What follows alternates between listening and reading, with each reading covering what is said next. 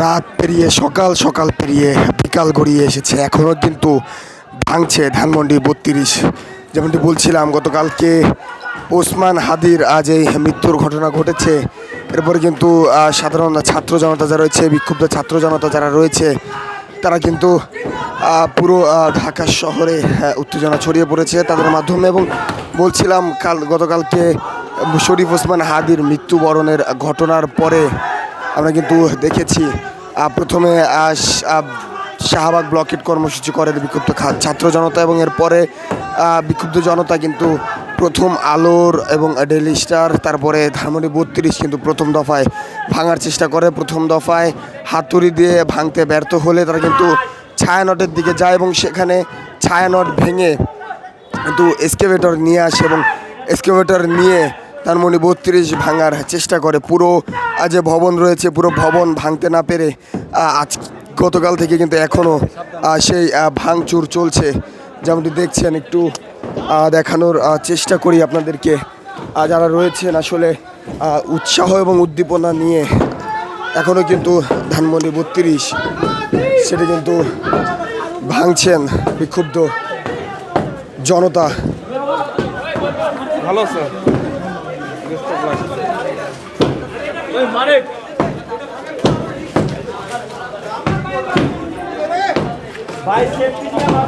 দর্শক, যেমনটি বলছিলাম, শরীফ ওসমান হাদি আজ মৃত্যুর ঘটনা ঘটেছে। এরপরে গতকাল থেকে আমরা দেখেছি পুরো ঢাকা শহর কিন্তু উত্তেজনা ছড়িয়ে পড়ে। এবং একটু দেখানোর চেষ্টা করি, ধানমন্ডি 32 এবং 32-এর আশেপাশের যে ভবনগুলো রয়েছে সেগুলো কিন্তু ভেঙে ফেলার চেষ্টা করা হয়। এবং প্রথমে যে ডেইলি স্টার, প্রথম আলো রয়েছে, প্রথম আলোর অফিস কিন্তু প্রথমে ভাঙচুর করে।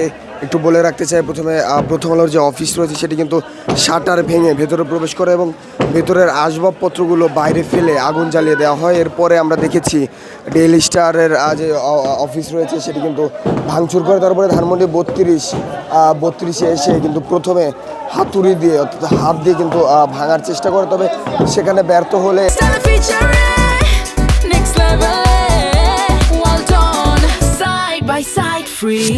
এরপরে কিন্তু এক্সকেভেটর নিয়ে এসে সেটি ভাঙার চেষ্টা করা হয়। দর্শক, একটু দেখাতে চাই পুরো 32-এর ভেতরের পরিস্থিতি যদি একটু দেখানোর চেষ্টা করি। যারা রয়েছেন সাধারণ, যারা রয়েছেন বিক্ষুব্ধ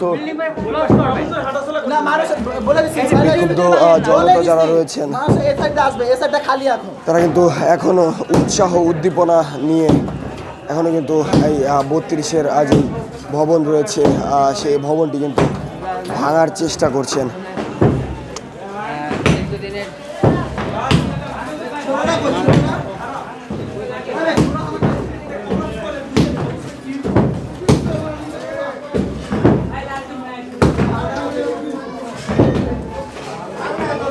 দর্শক, একটু দেখাতে চাই,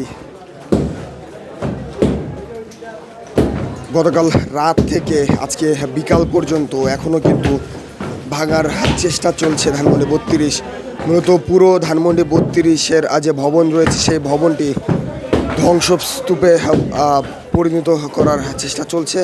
বলে রাখতে চাই, গতকালকে শাহবাগে ডাকসুর এবি জোবায়ের তিনি কিন্তু বলেছেন যে ইনকিলাব মঞ্চের যেই কালচারাল অফিস রয়েছে সেটি কিন্তু ধানমন্ডি 32-এ করার যে প্রস্তাবনা তিনি কিন্তু দিয়েছিলেন।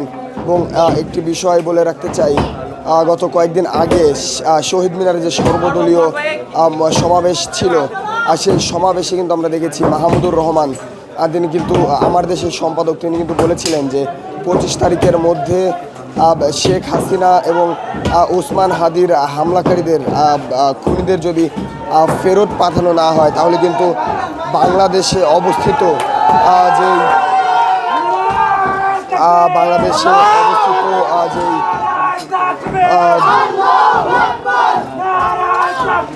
ভারতীয় প্রতিষ্ঠানগুলো রয়েছে সেগুলোতে প্রতিরোধ গড়ে তোলার আহ্বান কিন্তু তিনি জানিয়েছেন। এবং কিন্তু তারপরে আমরা দেখেছি তারপরের দিনে কিন্তু ভারতীয় হাই কমিশন সেটি কিন্তু মার্চ টু ভারতীয় হাই কমিশন করেছিলেন জুলাই অক্টের নেতারা।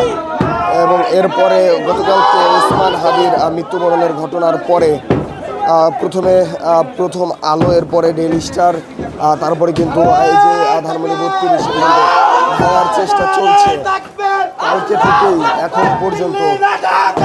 কিন্তু ক্রমাগত এই ধানমন্ডি 32 যে ভবন রয়েছে সেই ভবন কিন্তু ভেঙে ফেলার চেষ্টা করা হচ্ছে, কিন্তু সম্পূর্ণ ধ্বংসস্তূপ পরিণত করার যে চেষ্টা সেটি কিন্তু চলছে।